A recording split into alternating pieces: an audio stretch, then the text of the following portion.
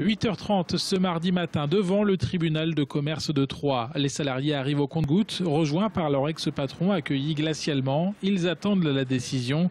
L'audience ne se tient pas publiquement, mais dans la chambre du conseil pendant 1 heure. On espère que les coups de téléphone ont donné quelque chose pour suspendre un petit peu le jugement qui doit arriver, mais une décision c'est tellement rapide à prendre que...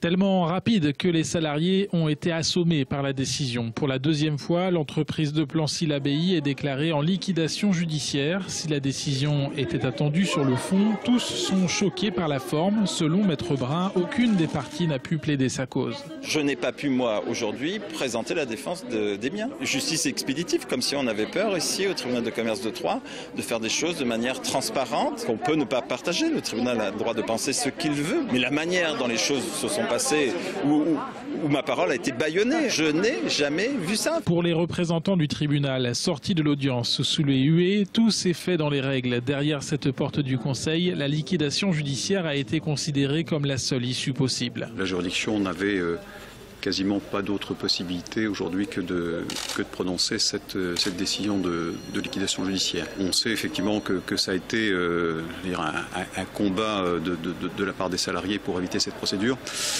Mais véritablement, il n'y a pas d'autre solution. La liquidation judiciaire débouche maintenant sur la nomination d'un mandataire. Les 52 salariés devraient, eux, se retrouver au chômage dans 2 semaines. Ils percevront une rémunération assurée par le Fonds de garantie des salaires et non pas par le groupe allemand Lohmann & Rocher, malgré des décisions de justice qui vont dans ce sens. C'est la France qui va nous payer et on doit être contente de ça. Les salariés français vont être contents alors que Lohmann & Rocher est bourré de fric là-bas et qu'il y a des décisions de justice à appliquer. Non mais ça, on va où là? Écœuré, il n'y a pas de justice, c'est même pas la peine de faire quoi que ce soit. Dans 15 jours, on est licencié et puis on va rien avoir, on va avoir le minimum.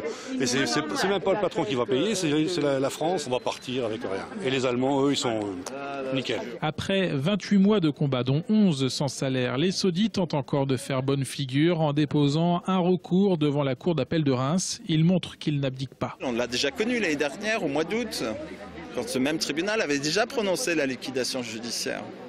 C'est la Cour d'appel qui a annulé ce jugement déjà. Eh bien, on va reprendre le même chemin. Moi, je reste confiant dans cet état de droit, malgré ces imperfections de plus en plus grandes aujourd'hui. Malgré l'écœurement, malgré l'incompréhension, le combat juridique et judiciaire continue donc aujourd'hui pour les 52 salariés de Saudi Médical.